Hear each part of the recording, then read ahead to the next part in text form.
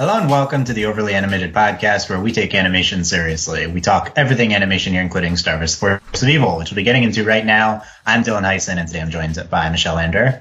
Hello. April Fallons. Hi there. And Quattro. Hello. We're talking the March 24th episodes of Starch, the Force of Evil today. Yada Yada Berries, Down by the River, The Ponyhead Show, and Surviving the Spiderbites that aired on the Disney app and Disney XD this morning. Star weekly on Sundays here, and we'll be covering it every week on Sundays here at the Overly Animated Podcast. Find us at overlyanimated.com. Search for us on iTunes at overlyanimated.com/iTunes, or our YouTube is youtube.com/overlyanimated. Some silly but interesting, I would say, episodes to get into this week, each with kind of a unique twist to them. So, interested to see all of our takes on these episodes. Spoilers for these episodes. Make sure you've seen all four of them. Michelle, what do you think of this week of Star episodes? Well, I feel bad because this is the first podcast I've done on the new season, and I don't even know if this is a hot take, but I'm not. I mean, I have a lot of, feelings about this season, and most of them aren't great feelings, so, I don't know. I feel so I actually watched all of the episodes to catch up, in the past 2 hours, so it all feels very fresh, and my general impression is, so the majority of these episodes have very rambly plots for, most of it, and then at the very end, a lot of times there's, a really nice emotional beat, or a character makes a really good observation or something endearing happens. But it's so rambly in the middle so many times. And why do they do that? That is my number one question. Why so much ramble? Why so much ramble? And Michelle, that was the exact same thing I was going to say. Really? All four of these episodes are 9 minutes of zany and 2 minutes of plot at the end. Yeah, it's the same format for all of them. Yeah. Okay, but it could be good though, so I don't know. We'll see if other people like them more. April, what did you think?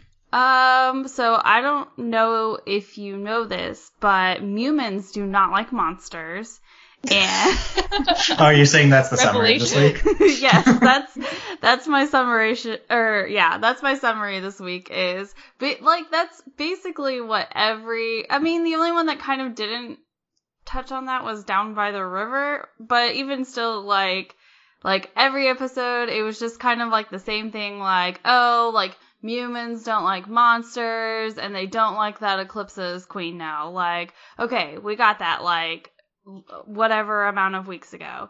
So, I guess I was a little bit disappointed just because, we didn't get any sort of progression. I think that they could have had, a really great opportunity in the Ponyhead show to give, Eclipsa, she got the one, from that little kid at the end, but, if that could have been, a turning point or something along those lines. And I guess we kind of, get more into surviving the Spiderbites. And then Star's being a little sneak, so that's something new, I guess. Didn't know the thing about, Glossoric's, I don't know what they were, silkworms or whatever. Why are we talking about Glossoric's silkworms? We're not. Well, because we will get into it. Yeah, we'll get to it. But because of the Book of Shadows thing, that could have been really important information to know, a while ago, because we could have been rebuilding, so many different things, but I guess we're just gonna keep that to ourselves. But I guess upon, second watch, I was very surprised that Down by the River was, my favorite episode. Interesting. So, at least I really enjoyed it, more so the second time around. So that stood out to me. And not just because Moon was in it, because the first time I watched it, I was just oh, Moon, why are you being so terrible in this episode? But I get it. She's been queen for forever. And she needs a break. We all do. But yeah, so, again, humans don't like monsters. They really don't like Globgor, too. Yes. Yeah, they hate him the most. Yeah. Right did we save Toffee's finger? Was that a thing? Is that still, or is that?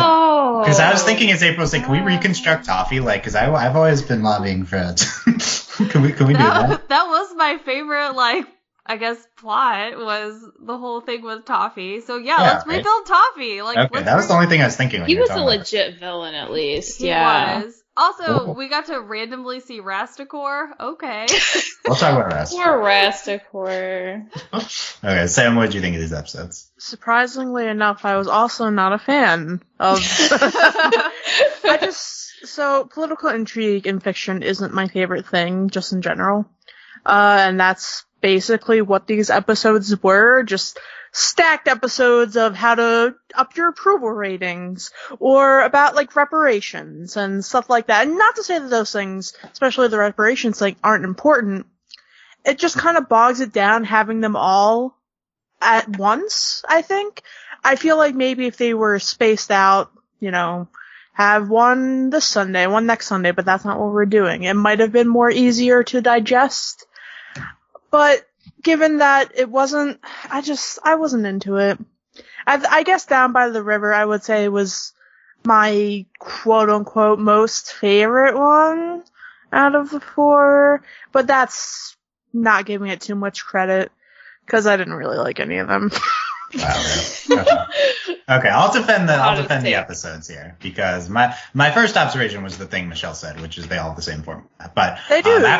After that, though, some episodes of Star I'm really not into. That was none of these. I thought all 4 of these episodes had at least something that I was really interested in. So these are not like the worst of Star for me. I think these are like average Star episodes that each like go in an interesting direction. At the end, it's like very annoying that they're all the same thing with the format, but I was like really not into Down by the River for most of it, but then it's like, oh, they're reconstructing like a human Muni Kingdom at the end. That's kind of interesting. That's what I hate, though. This is more frustrating than if it was just a bad episode through and through. It's like, it's so rambly, and then they'll hit you with an actually interesting thing for the last like 2 minutes, and you sit there after thinking, oh, but like, what if this was the whole episode? I would have been so much better. Like, that infuriates me way more. Because it's like, well, clearly they have really good stuff here, but they're not pacing their episodes out with the good stuff. They're holding that off for the end to give you like a high point to end off on. But that's part of the weird new formula too. That's definitely valid. I think Star is kind of always just frustratingly zany for me, so this is par for the course. Certainly we haven't followed this exact format to this extent before, but I don't know, I guess I'd prefer, at least for the podcast, to have the interesting thing at the end to talk about. Ponyhead show is definitely like zaniness, and then at the end we have this Eclipse song, and like that's like, whoa, this is like very different from the rest of the episode. But I really like the Eclipse song, and I think that's fantastic. And then the Eclipse song. Yeah, and then the Spiderbites episode is like zaniness showing around the castle, and then at the end it's like, oh, this is Eclipse, more morally gray Eclipse stuff, and yet she rectifies it, and there's a movement in terms of her as queen. I think Yada Yada Berries is the most consistent. I feel like that's my favorite, because it's like a very typical episode of Star. It's just Star being nuts and Star and Marco doing stuff. I'm fine with that. I'm like, my main complaint about Star is as the show is when Star and Marco aren't doing stuff. So this episode is like they're not doing interesting things, but they're doing things. So that's fine. And they're nice busy work. Yeah, Star's being nuts. She's great. And then at the end there is kind of like, Eclipse is going to try to earn the human stress, but it's less of a like thing. It's more of just like a slight plot advancement at the end. So I think Yada Yada Berries is like the most consistent. I think the end of Ponyhead show makes it special. I think that episode has a lot going for it. Interested to see what we're latching onto in Down by the River, although I certainly think it's like when it comes together, it's like very interesting. And the Spiderbites episode has a lot there too, with like a lot of plot of it. That's the most plot heavy episode, is the Spiderbites episode. So I think each episode has some interesting things and valid points to it. That being said, I didn't host last week's podcast, so I want to talk about Ransom Graham for like 5 seconds, because that's like one of my favorite episodes of Star ever. And of course it is. And you're just a fan of Marco's abs too. That's what that means. Well, of course, isn't everyone? But what I'm really a fan of is a bisexual Star Butterfly, which is the greatest thing ever. And I can't believe that we did that. And even if we don't do anything else with it, it's like huge and fantastic, and I will always have this episode. But if they make an arc out of this with Star, it would be the best thing ever for this season. So I'm really hoping for that. No advancement this week on the bi-Star arc, but she was certainly bi in Ransom Graham. And also, I have one other thing I want to say. I want to talk to the Star fandom for a second. Shut up about Lake House Fever, Star fandom. You're so annoyed. That was a good episode. I hate Tom Star. It was a good episode. I despise Tom Star. That's a good episode. Just shut up. Like, why do I go to the Star Reddit and first of all, terrible place. The top 25 posts are all about Lake House Fever, and everyone's tweeting at Darren like it was a good episode. And can we talk about Ransom Graham and Star being by? That's the bigger thing here. Shut up about Tom Star. Okay. Like, what were they even mad about? Like, what was not good about the episode? Tom Star. That's why. That's the reason? That's the whole reason. It is I agree. It is such a good episode. And even in last week's podcast, I was like, okay, look, everyone knows that I love Starco, and Starco is my end game. But, like, this episode was great. So... There's so much, and that's I feel Michelle on the season being a little down so far, but I think Ransom Graham and Lake House Fever are special episodes, so I think like that's good that both of those are here. That's like definitely one of the best Tom episodes, the best Tom Star episode. Like it's gorgeous. There's some promise to the season so far, and let's not get caught up in the shipping. We all know Starco's happening at the end. It's fine if they're baiting Tom Star to the maximum, whatever. If it's good episodes, it's okay. I'm glad I'm not 13 anymore. I don't do this. I'm over it. Over it. Okay, but back to these episodes. So I don't even know what I want to start with. Let's talk about Down by the River, because I'm most interested in how you guys are. I just love the name Down by the River. Just really conjures up an image, doesn't it? April, what was your favorite parts of this episode? My favorite part is the end when like Moon snaps. And she's like, well, there's like also a whole lot of like great little lines and stuff like that. Like like whenever Moon uses the fact that she gave birth to their child against River, like that's great. But like I love when she snaps and she makes the strawberry death pies. And like and then she also built a moat, and he's like, oh, you caught alligators. And she's like, what? No, I speak alligator. And then we get Moon speaking alligator again. Yeah. And then they also have the watchtower, and there was the catapult too. But I love the entire time, because you can just tell that River is falling even more in love with his wife in this entirety. Because he's like, this just keeps getting better and better. Like, first the pies explode, then there's a pie catapult, now she's speaking alligator. Like, it's just great. It's really, like, it's a, like, zany part, and even, like, what is it, the part where the kid is, like, screaming. Like, first off, my ovaries dried up, but then, and my husband's like, what is that noise? And I was like, this is our potential future. Don't you love it? Like, he's like, no, April, our children will never behave that way. And I was like, you don't know that. Like, I'm kind of crazy. So, but also the other reason why I liked it was because like, it didn't, like, do that whole, like all the other episodes are all like, oh my gosh, humans hate, like, monsters and everything, and we didn't, like, talk about that in this episode. Like, that family was just, like, they were like, oh, like, we just got kicked out of our house, but, like, never at the point they were just like, oh, I hate monsters, like, everyone else seems to be doing whenever, like, the topic gets brought up. They're just like, oh, yeah, like, we just got kicked out of our house, and we're just doing the best and trying to make it, like, happen, where it seems like all the rest of Muni just wants to sit there and, like, sulk and be depressed and be like, monsters suck, instead of just, like, adopting the change. So that's why I liked this episode. Props to that family for doing the best they can. It was a really interesting start to the episode. We, like, had several minutes just focusing on this mutant family, and them getting kicked out of their house. Sam, what did you like about Down by the River? I liked that, okay, so it kind of went into this messy issue of, what do you call it? I mentioned it earlier, reparations, and, like, sort of, giving people their land back, but what happens to the people who were living there, and then it's a hard issue that I personally am not well equipped to talk about personally. And who's to say if the episode did right by it? I just thought it was interesting that, this is on Star, and it kind of follows with the deeper issues that the series has been playing on for the past season or so. That's what I like most about it. Wasn't too much of a fan of the screaming children. That also Everyone remembers it. Yeah, no, kids, they scream. That's okay. I just don't like to hear it myself. I wasn't really a fan of the pie bombs. That's a SpongeBob thing. I don't know.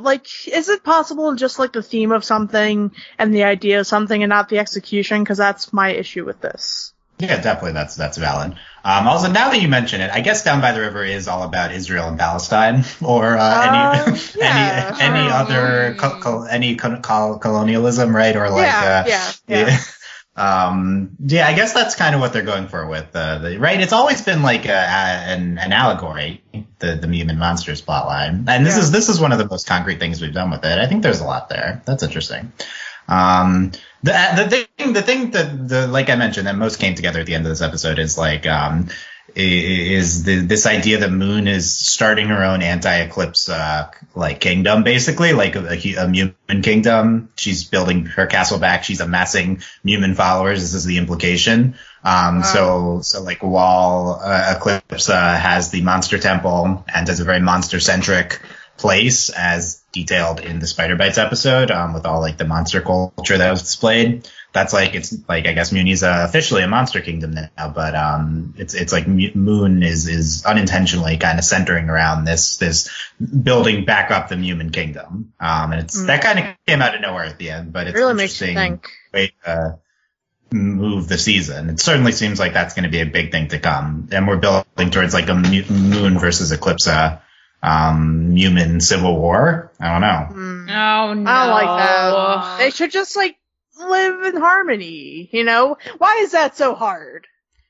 I feel like it's gonna be one of those situations where Moon's doing it unbeknownst to her, and so Eclipse will confront her and be like, "Why are you building all of these people against me?" And Moon Moon just wants to care for people, I guess, or that's kind of what they give the impression of, and so it seems like because she's just trying to care for all of these people, because that's what she's done, her entire life, or ever since she took the throne, that it's gonna put her in this situation that she probably doesn't want to be in, and it's going to look bad on her, even though she's just trying to do something good.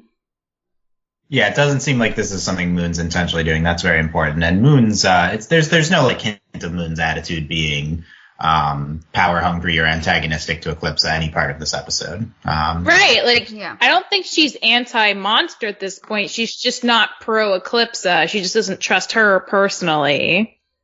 Yeah, that's pretty interesting. And I don't know, is there going to be a Mumin, if Moon tries to put a stop to their building back up of Mumin colonies, is that going to be a plot point? How deep are we going with this? Is this political thing going to be a major part of the season? I think it'll be determined if at one point, because it seems like every time someone calls Moon Your Majesty, she always corrects them, and I think a turning point is going to be whenever she just doesn't correct them anymore, and then that's how that's going to set it off, that's going to set it on fire. Yeah, interested to see what we do with Moon here. I guess the point, looking back in the first podcast, I was I really hate if the Moon going missing plotline was resolved. I didn't like that either. It was so dumb. Immediately resolved and there's no consequence. I guess the point of it, write her out so that she can start fresh. She loses her memories. That's in service of her going not as a queen. But I don't know. I'm not convinced that was necessary to get rid of her and then bring her back immediately to do that. Yeah, I don't know. That being said, I think this direction for Moon is pretty interesting. So regardless of how we got here, this is an interesting place to take this character. Yeah, April, number one Moon stan. What are you predicting here? I don't know. I think it's gonna end up being Moon's just gonna be in a situation she didn't intend to be in, which is gonna be like on the side that's not with Eclipsa and with Star, for that matter. And which would be really sad if we ended up, because that seems like we would just be circling back around for Moon, because we started with Moon and like no monsters and like she was queen and all of that stuff, and so she got to enforce that. And it, like, if we circle back around to that, which it kind of seems like we might be doing, that would just be so disappointing to like take all of this character development and like land it nowhere.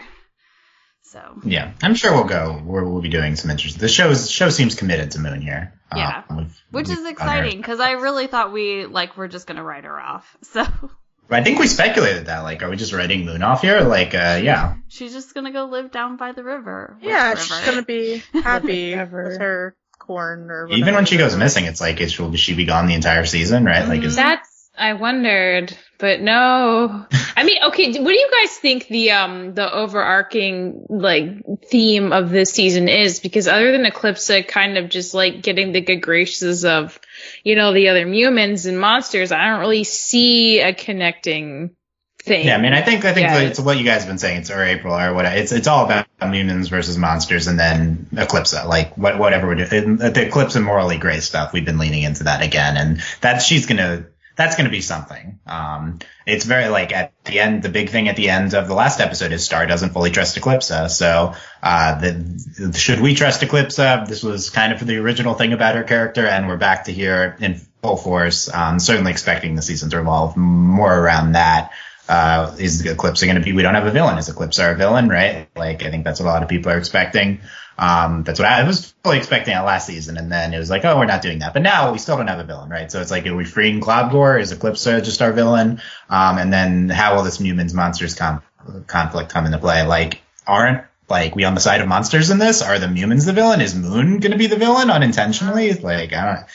Maybe the villain was monarchy as a political system. Right. Probably we'll go to democracy at the end. That's how these things tend to work. But who are we electing? Manfred. That's at the end. No. We're gonna elect the one-eared cat. Obviously, we'll he would be the best ruler. Michelle, what do you think of starting the episode from the perspective of this human family? What were you thinking as that was happening? Well, my initial reaction was, who are these people? Oh no, is this the whole episode? I don't know if I like them enough for that. But I mean, I liked, when it reveals that it used to be their house, I'm everything's monster sized. Did you not wonder about that? They're like, oh yeah, no, that's a good point. And like April was saying, they do kind of, they're not, vengeful about it or begrudging the monsters, oh no, yeah, I guess that checks out, that's your house, we'll go. And they do, and then they just wreak havoc on Moon instead, which is kind of hilarious. But I thought it was a fine episode. I was a little surprised that Moon didn't initially try to help them, but I guess, at this point, yeah, she doesn't think of herself as a leader if she's not queen, I guess, is the thing. But clearly she can still be a leader, and she probably will be. But it took the episode for her to be like, oh yeah, I can help you. And now you won't get in the way because you know how to plant things. And barbecue, I guess? Is that what Star's dad is barbecue rocks, yeah. Yeah, they're barbecuing. They have all the skills they need to survive. Yeah, I guess that's a good point. The episode is bringing Moon to a place where she's ready to be trying to help others again after just isolating herself before. And at the beginning it's is this the whole episode? And then it's oh, they're back. I was very surprised. First I thought we'd have the whole episode from the Maisleys' perspective. Then didn't expect them to be in the entire episode once they go away.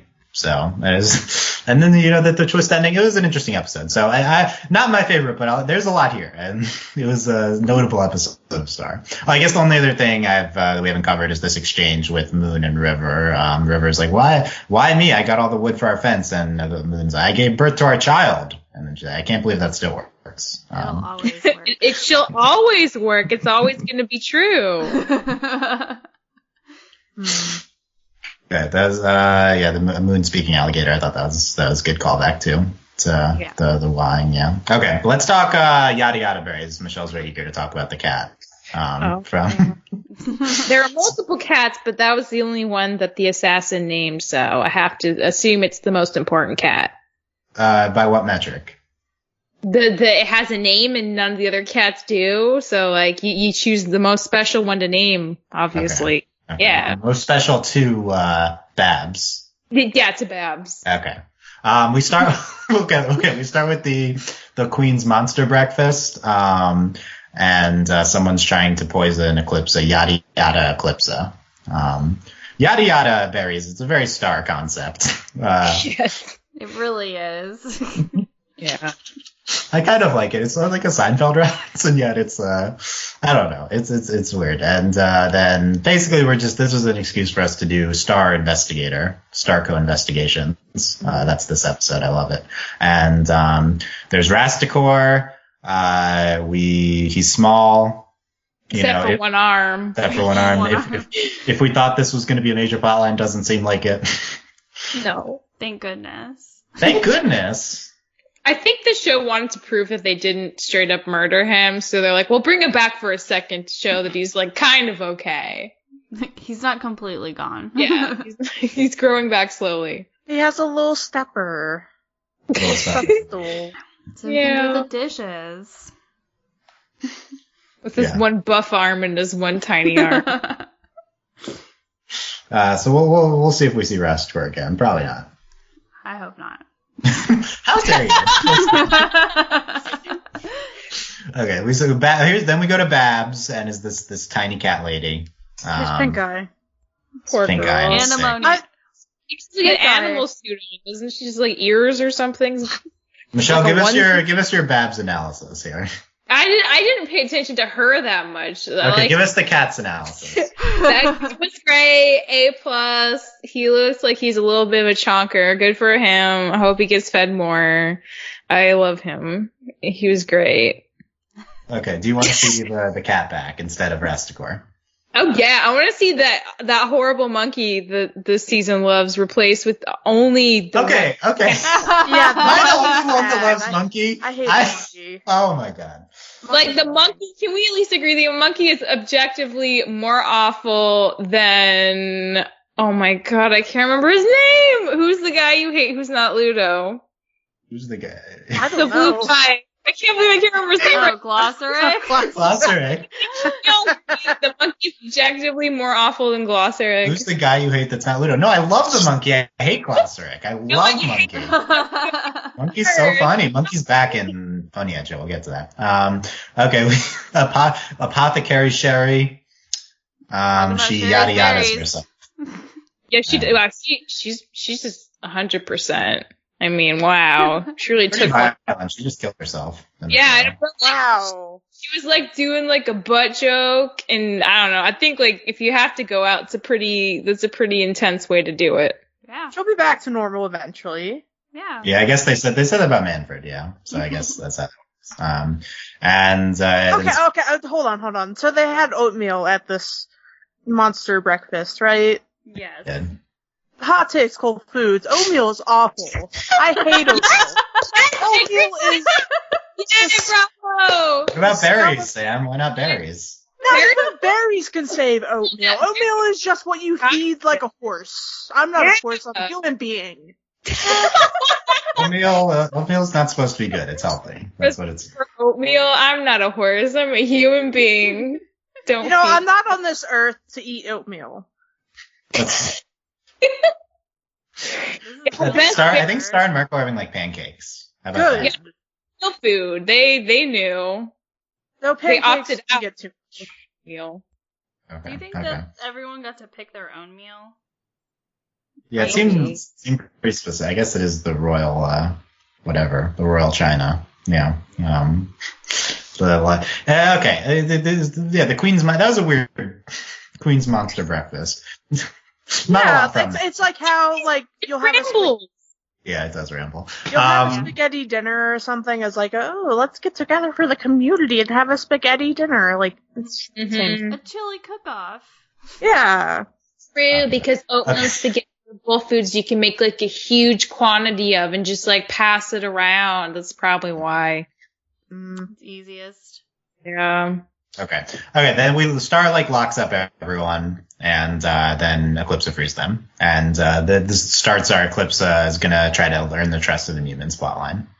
So there Blah you go. blah blah. So this is kind of like Dylan. Before you were saying, "Oh, I don't know, is Eclipse going to be evil?" I was at least 50% sure season 3 Eclipse is going to end up being, the antagonist and the villain. But she's been taking active steps to make her life harder by trying to get people to like her. And I mean, she had the opportunity to uncrystallize her boo. And, when faced with losing Star's trust, she decided that it wasn't worth it. I can't imagine she would turn evil now when she's had so many opportunities as queen to just get what she wants. And clearly that's not how she wants to get it. She has a sense of a moral conscience. So I'm not worried about her being a villain anymore, honestly. Okay. I mean, I think you're right. The show's done a lot of work to present her in a positive light, but also there's a lot of stuff this episode, which I think is these 4 episodes I think is sketchy. I think first of all that episode from last week, she possesses the whatever Romulus, yeah. Romulus, so it doesn't yeah. matter. I guess he's name dropped. I should have in these episodes, so I should know. But that's not good.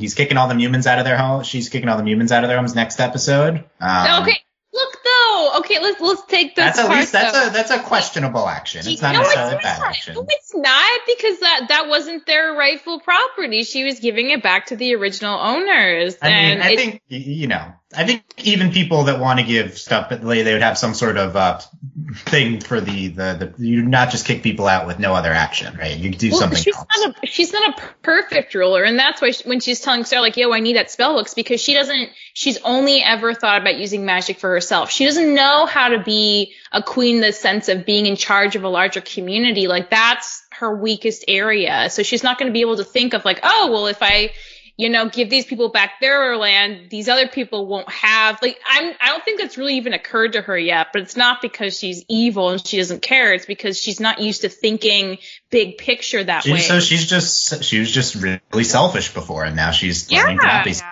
Exactly. That's not that great that she was really selfish before. No, it's not that great, but it's relatable, and it's like how an actual person would be, so I like it.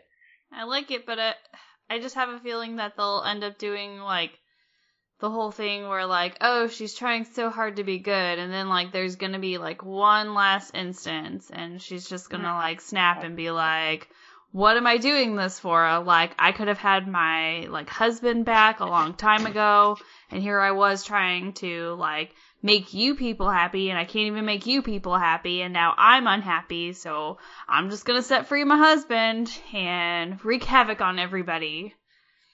Right. Yeah, so I think the biggest evidence that Eclipse she's not gonna be straight evil, because she's she's the shades of gray with this character. So even if she's the antagonist, she's not going to be evil. But the biggest evidence is Star at the end of the last episode here, who hides from Eclipse that she has the shard of the spell book left, and presumably she's doing this because she doesn't trust that Eclipse won't just free Globgor, and she saw later in the episode that earlier in the episode that Globgor did all these terrible things, and Eclipse is it's more complicated than that. But Star doesn't trust Eclipse to not free her terrible monster husband, and since Eclipse was very selfish before, she probably didn't have a great perspective on Globgor, maybe not being a great person, loved her, maybe not a great person overall, don't really trust her view of Globgor, and don't trust that she wouldn't free Globgor, so I think that's enough on its own.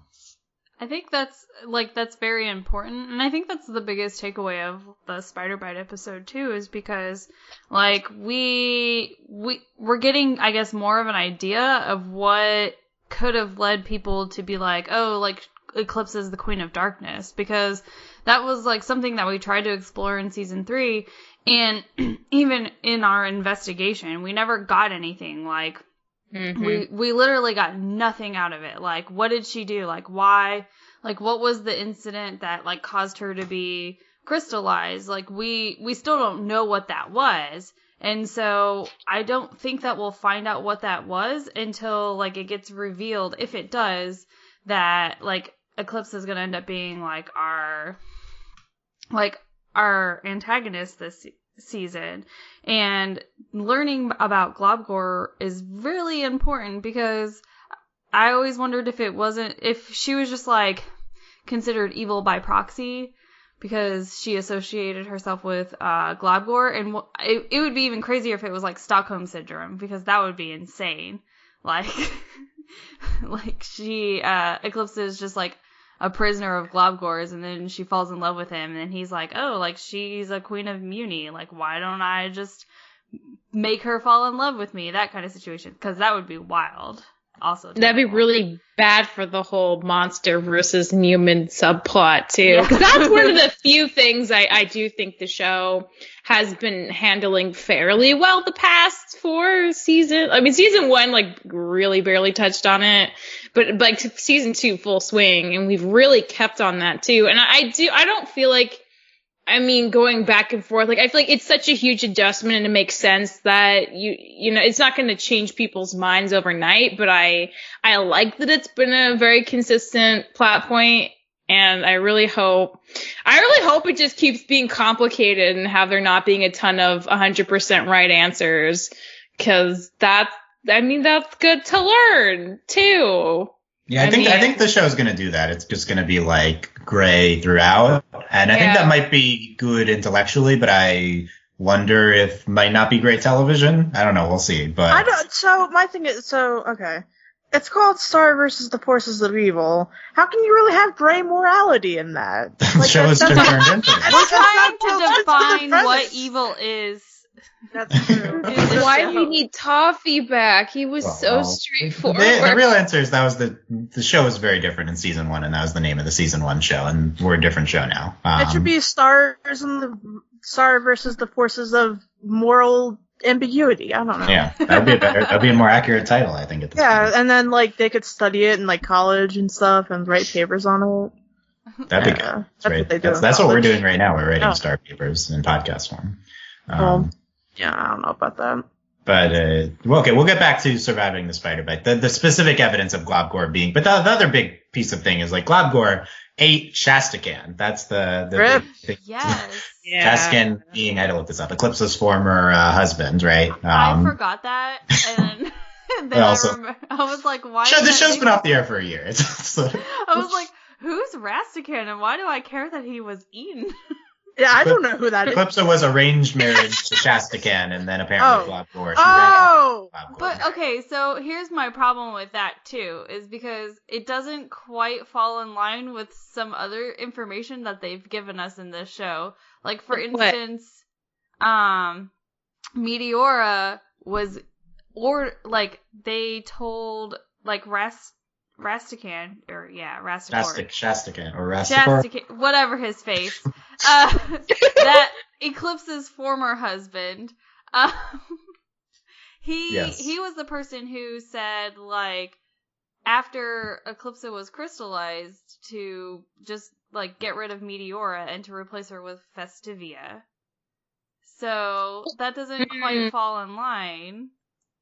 If, like, they had already taken care of, like, the Eclipse, like, Globgor situation, but Globgor ate Shastakan. What's his name? King Shastakan. Whoever. Maybe they crystallized Eclipse at first, though, and then they went after Globgor. Could that be true? Maybe, but I feel like if they were gonna do one, they would have done them both at the same time. I don't know, because, I mean, well, maybe they were both in the same place, but they probably weren't, right?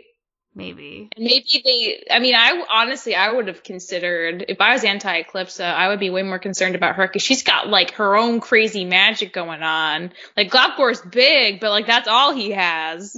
So I feel like, Eclipse is a way more wild card, so I definitely want to crystallize her first. It's true. That's interesting. We'll have to investigate the timeline about this. It's a good point by April, but I don't.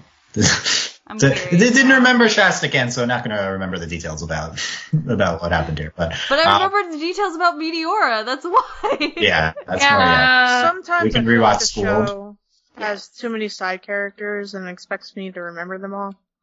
Yeah, I mean, I think Star does expect a lot but this is just context of like we had a particularly long off season here, so that was. But that's not their fault. But yeah, that Shaskan thing was like, I guess, a major plot line in 3B. So that wasn't, if that happened to have been 3 months ago instead of, a year ago, we would have, anyway. Let's talk about the spider episode since we're already talking about the surviving the Spiderbites. We're all hyped for the return of Princess Spiderbite here. And, I mean, she's on her phone the whole time. Yeah. Well, I was like, where's Slime? Because that was the thing I remembered was Slime, they're Slime boyfriend, and then he comes in and that's supposed to be a big surprise. But it's like, oh yeah, that's what we know them for. I don't remember her being on her phone the whole time, previous episodes, but I don't remember. Maybe she was talking to Slime Boy. Yeah, or that. Got a new compact, or got it from from the Ponyhead show. But she stars in her Silver Bell ball dress, right? So this whole episode, or maybe it's her name day dress. Is it the same thing? It's a dress we've seen before, but I don't remember which occasion. Yeah, we can fact check this quickly, but she's Eclipse is missing, and it's the first royal visit since Eclipse is the queen of the Spiderbites, King Queen Spiderbite. We saw all this monster stuff, and then it's like, oh, the King Queen Spiderbite are racist, and no, they're not. Their daughter's dating a monster. Here comes Slime, and then they kiss, and healthiest couple on the show, obviously. Slime and Spiderbite Princess. Moon and River, they're doing fine. They're doing okay. They're okay. And then they just hate Globgore. They don't hate the monsters. And all these things that Star showed, they were violent Globgore things, and including like burning the Spiderbite village to the ground. And they just hate Eclipsa. And so Star finds Eclipsa, and talks to Eclipsa, like smooth things over with the Spiderbites. And she says she's not going to free Globgore. They're keeping him so you can be at ease. And I think the big question is, like, do we believe that? Because this is a big turnaround from earlier this season when she's trying to free Globgore at all costs. Well, that was before I think she really had to think about what it means to be queen, though. She was just, thrust into that new knowledge of, oh, this is your title. You get all this stuff. Here you go. And she's just like, cool, I have this stuff now. This is what I want to do with it. But now she's just taking more time to think about everyone else's impressions of the situation, and has decided that winning them over is important to her. So that's what she's focusing her energy mainly towards now. That's a good point. I feel like I feel like it's been a progression. They haven't like really pointed it out aggressively, but I feel like it's definitely been there the last 6 episodes. Yeah. I guess that's the show's perspective, is like we've shown how Eclipsa is like maturing and being queen, and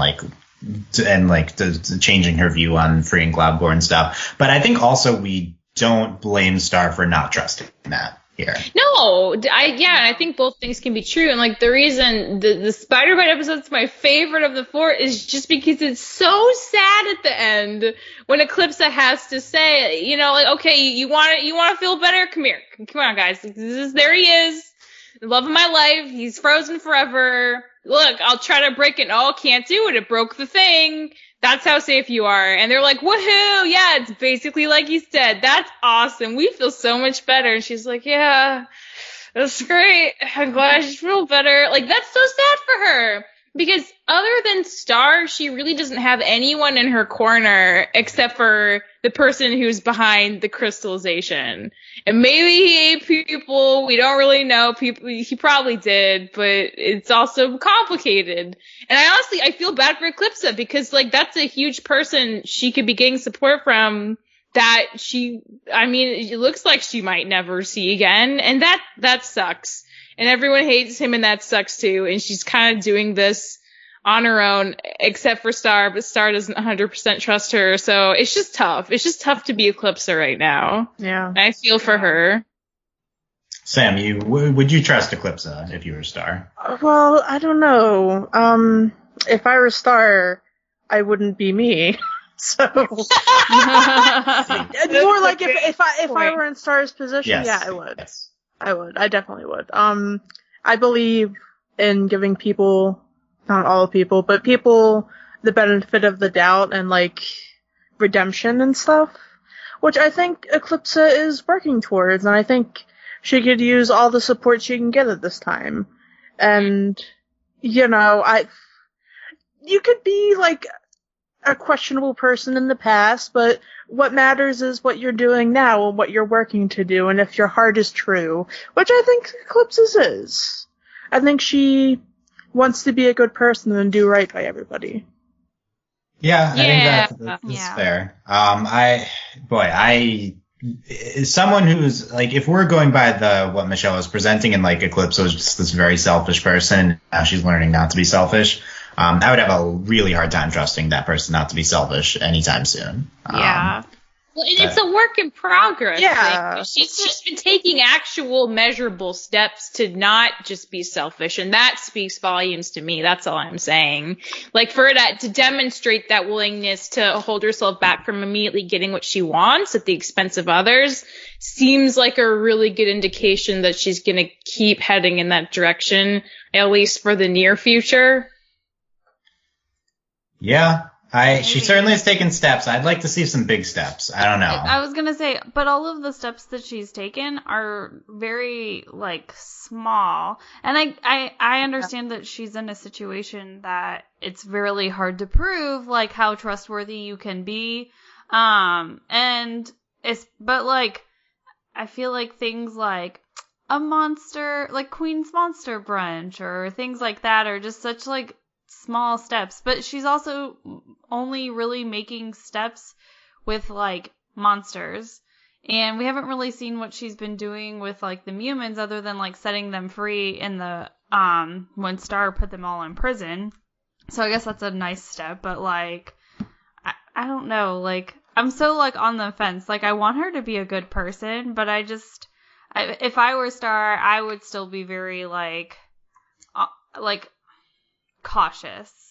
So I don't think that I would reveal. I'd rather, like, ask for forgiveness later. Like, if she does reveal herself to be, like, a truly good person, then I'd be like, okay, like, I'm so sorry I kept this from you.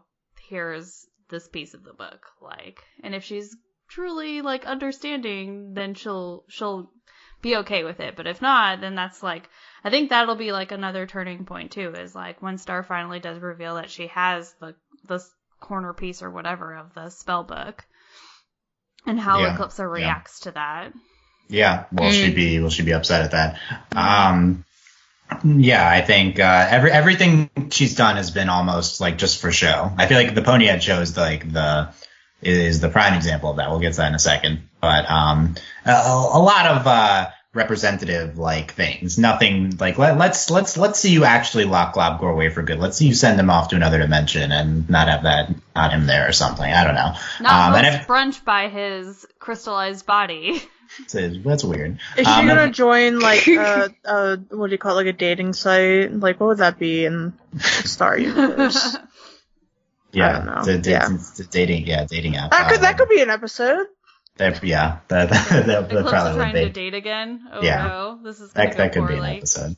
Yeah, and I also think, like, the fact that Star is making this decision at the end to not trust her fully and not give her this book corner, I think, like, that's not, Star, like, gave her the kingdom at the end of last season.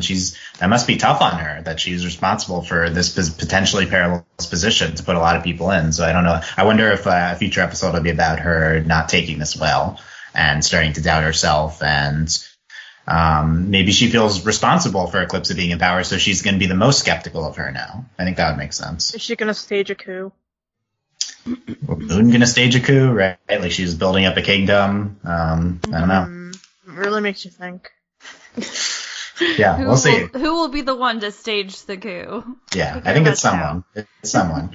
And I guess I would say there's been really good discussion on Eclipsa, like, the past 15 minutes, and I think, like, the fact that these episodes inspire that discussion well. Like, so that'd be my argument for why these are at least okay, is because there's stuff in here that is, like, pretty interesting for Eclipsa's characterization and for the show thematically. So I think, like, there's content here to like, drive Star forward as a show. And this Eclipsa thing has always been interesting discussion fodder. I think I feel like it's more successful now than it was in season 3. Season 3 felt like, oh, what are we doing? Like, what have we been doing with the clips? And now it's like, okay, we're going to be doing something. I don't know what it is. It's interesting to go on the journey of what it is, but at least we're like going somewhere with the clips finally. So very interested to see what we're doing with that. In probably soon, although maybe not next week with the Blood Moon Ball happening. So something with the Curse of the Blood Moon. So we'll see. Let's Ponyhead show, because that was another big clips of thing. So yes. Most of this episode is zaniness. We start off with this like snake monster playing like Snake. What's the name? Is this game called Snake? But this is like an old computer game where you like where you eat the things. Yeah, and eat the thing, you grow longer. Yeah. That's Snake. If you touch your tail, you die. Yeah. Yeah. I like seeing that. That was fun. The Ponyhead show, I thought it was fantastic. What a host she is, and I support her fully. It was the perfect culmination of her. Yeah. There's a lot here. I think the best parts are Marco and Kelly. They have all the nonsense that happens. I didn't know that about wrestling either. Wait, hold on. Oh yeah, time out, Michelle. Michelle. I don't watch wrestling. You didn't know wrestling was fake. No, then why does anyone watch it if it's all predetermined? It's like a soap opera, but for guys. It's the drama. Have you? Yeah. There's a South Park episode. I'll share it with you. It's not appropriate for this discussion. This is like a big pop culture thing that wrestling is fake. Like, it's a thing that's frequently referenced, I feel like. Everyone knows this. It's not secret. Yeah. It's not a secret. So the normal people who watch it don't know who's going to win, but the people fighting, one of them's going to, like, take a dive, and they're, like, paid. Yeah. That sounds like a crime. That doesn't... There's like money on the line. It's a TV show. Yeah. It's scripted. It's basically, that was the equivalent of Kelly finding out Santa isn't real, right? Like, that's the. Yep. Wait, I'm sorry. This is like, so what happens? If you're paid to take a dive and then you don't? Do you get fired? You get fired if they go off the script. Sure. Well, so most wrestlers are just like contracted for their promotion that they work for. So they're free to move about in the binds of their contract, and I guess that's probably written in. You can't blah blah blah. Yeah, I don't know. Wrestling, man. Okay. How is that exciting if you know? Okay. That's man. Sometimes people just want to watch like big beefy guys just like pin each other on the mat, and I guess like sumo wrestling's maybe kind of a similar appeal. Okay. Taking I like the drama of things, but putting it in a different setting. Yeah, it's like combining TV and sports, right? Like it's that's okay. I like that Michelle didn't know this. That's very fun. Michelle was Kelly when she was like, I wasn't as invested as Kelly apparently was. Destroyed that the wrestling was fake, and then later Marco and Kelly offers to make the Marco's tortas at Kelly's house. So Mark Kelly advances. Yeah, definitely. Alex will be excited. Yeah, we'll get his take on. And also, it was so sweet that Marco, he knew he upset Kelly, and he went to go apologize and stuff. I thought that was cute. It's such a small moment, but adorable. But where does this leave Starco? Nowhere, in the dust underground. Michelle. Marco's moving on, man. He's not going to be around forever. Michelle, okay. He's not so full of oatmeal in the corner. Okay. He's going to move on. Get out of here. Okay. Michelle just didn't know wrestling was fake. Insulting Starco. I mean. Yeah, Michelle's a real dark What a performance. Is horse racing fake too? I mean, now everything could be a lie. I don't know. Could horse racing be rigged? Who knows? Wow, we'll investigate. We'll investigate on the BoJack podcast in a couple months. Yeah, we saw all the Ponyhead family, Seahorse, but then at the end, I thought it was all kind of fun. It was weird and zany, but that's Star. It was like season 1 zany. Yes, that's a good way to put it. I think these are season 1 episodes with endings that are season 4 material, right? Like that's kind of what they are. But the ending is Eclipsa's performance, let's make magic and reach for the stars. And she's like giving her story and her situation and trying to inspire empathy, but she only gets down votes. But then at the end, one kid upvotes it, smiley faces it. That's all it takes. So, what did we think of Eclipse's song? It was great. I don't know. It was great. I liked it. I liked it. I can't tell if that was really her singing it, but it was a nice song. It is good. It was a gorgeous sequence too, animated. Yeah. I liked her skeleton guitar and how somebody was like, "Your guitar is made out of dead people." Yeah. We'll They take weren't- it. Oh, the twins, yeah. It's like a death shanty from the 1500s. Yeah. I was going to mention Ponyhead's story about her necklace and doubting that Dylan really don't like that. That was such a great. Yeah. I laughed out loud at that one. More playing with Ponyhead's character design, which is great. Also, by the way, Delaney says that she says, tell everyone, she was at a con today. She tell everyone I saw the cutest cosplay. This little girl was Star, and we saw her several times, and we saw her mom was Queen Moon. Aww. That's so Yes, there you go from Delaney. So, yeah. I mean, there's other stuff in Ponyhead show, but that's always... That's all we need to talk about, probably. This is kind of my second favorite episode, to be honest. I liked all the nonsense. And I thought the performance at the end was like really gorgeous and just notably animated sequence. And yeah, I don't know. I love all of the ways that we're like still showing Star using magic, but without a wand. Yeah. Yeah, I love Star levitating in Eclipse. That's it's so gorgeous. Yeah. Even in like the first episode, the Yada Yada Berries one. Like I loved all of the times that she would just like, it was almost like she was like charging up her power like in her fist and just sort of like, or she'd have the rainbow fist. That was kind of fun. I liked all that. Yeah, I love the rainbow fist threatening people.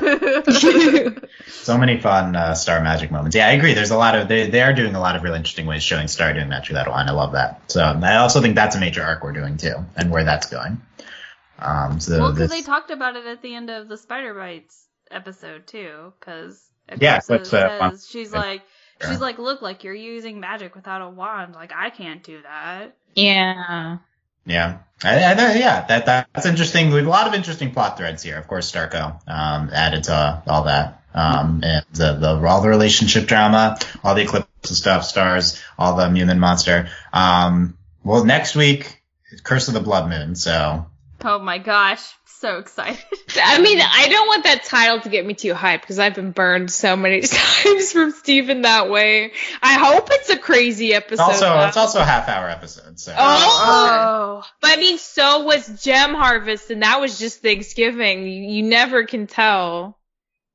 Look, my birthday's in like a week and some days. This is my birthday present. Birthday present. Okay.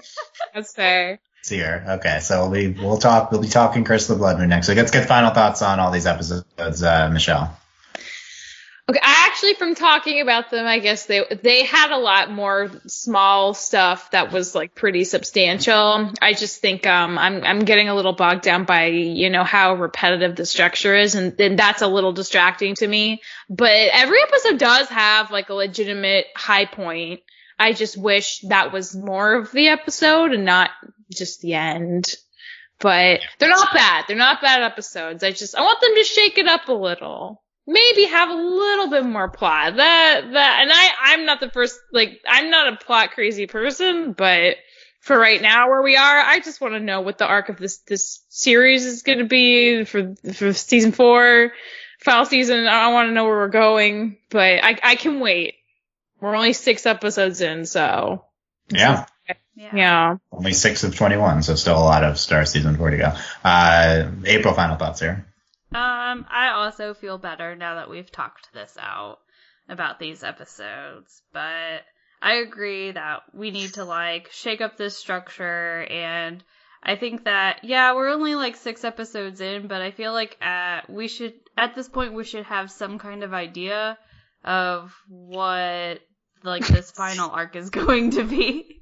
It's driving me crazy because I'm trying to find it.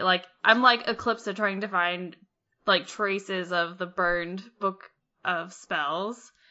Where is this final arc? Is this it? and Glasswork's just telling me no. So. Glasswork's just telling me, don't bring Glasswork into this. That's He has new pants now. Isn't that great? The silkworm. It is the silkworms, yeah. Sam, what final thoughts? I don't have any thoughts about Glasswork's anything. pants? No. I would prefer not to have a Ponyhead centric episode in the future. Okay, I'll be the lone Ponyhead stan here. I mean, okay, I love Jenny Slate, but like, I can't do it. I can't. Part of being an adult is realizing when you don't like something and isn't your cup of tea and just walking away. That is true. That's how I feel. Are you vowing to not view future Ponyhead episodes, Sam? Honestly, I was considering skipping this one today. I was wow. really thinking about it because I was just like, do I really want to watch this? Can you imagine if you hadn't watched it and then we were asking you questions and you were just making stuff up? Like, that would have been great. It was a random episode. You probably could say like, oh yeah, I love that part where she does that weird thing. That was a lot. And we would be like, oh yeah. I believe in my ability to improv, so I could probably do it. Okay, Sam could probably do it. I could probably do it. Yeah, honestly. Yeah, no, I think you there would have been no way to tell with that episode if you'd seen it. So, that would have been fun. I did that on the Boy in the World podcast too years ago. So podcast. You didn't watch that? I watched half of it. Okay.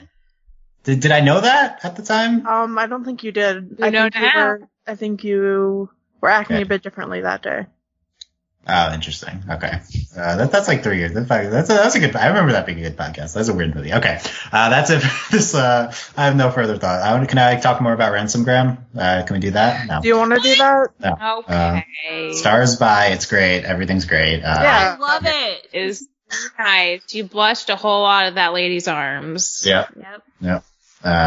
More, please, more of that. I mean, I know that we already finished the show, but let's put more of that in there. We're excited for Curse of the Blood Moon next week. It's all happening. We'll be back for that at overlyanimated.com. Make sure you're subscribed to us on our future star discussions on iTunes or on our YouTube at youtube.com/overlyanimated. Let us know what you thought of these episodes in the comments on YouTube or on the website, or you can talk on our Discord with us at overlyanimated.com/Discord. Or you can support us via Patreon at patreon.com/overlyanimated. Thanks to all our current patrons, especially our patron of the podcast, David, a.k.a. Papa Papillon, and thanks as always to our patron executive producers, Sean, Ryan, Steve, Alex, and Hugh. Speaking of that patron nickname, check out our Ladybug podcast at overlyanimated.com, our Promise Neverland podcast, not appropriate, or Love, Death, and Robots, not appropriate. I love these disclaimers. It's great. For the children listening. And a bunch of other stuff coming up next week, too. So find all that at overlyanimated.com. Thanks for listening, guys. We will see you next time. Bye. Bye. Bye.